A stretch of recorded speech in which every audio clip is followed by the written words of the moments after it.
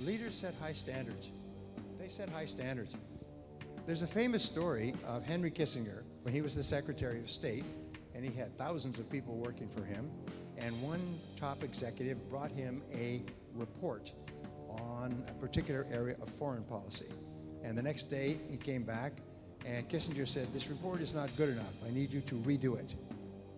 And he said, "Okay," and he took it away and worked on it for 2 days, and he brought it back. The next day, Kissinger called him in and said, "It's still not good enough. You've got to do this better." All right, he went back, and this time he spent 3 or 4 days, the whole rest of the weekend. Finally, the following week, he brought it in. He said, "Sir," I cannot make this any better. This is the finest, the tightest, the most accurate report I could possibly do." And Kissinger said, "Okay, now I'll read it for the first time."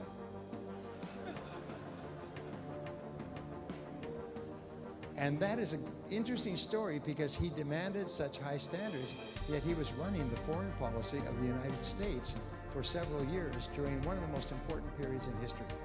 And so leaders work for excellence in products and services because they're constantly striving. They did a study recently, fastest growing small and medium-sized companies in America. These companies in 3 years had grown 10, 20, 50, 100 times in size and profits.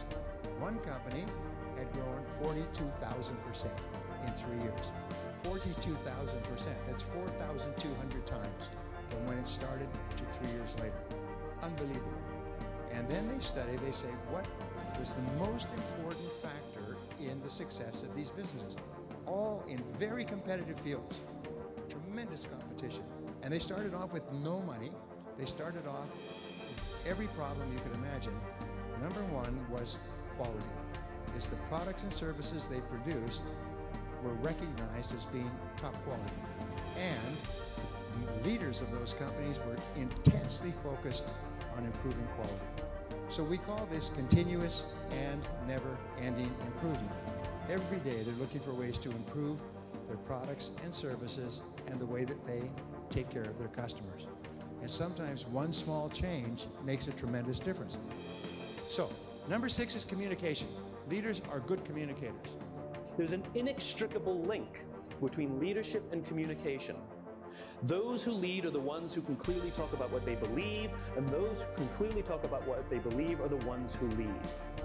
Let's imagine that we're out on a tour, a 3-hour tour on a boat, and we get stranded on a desert island.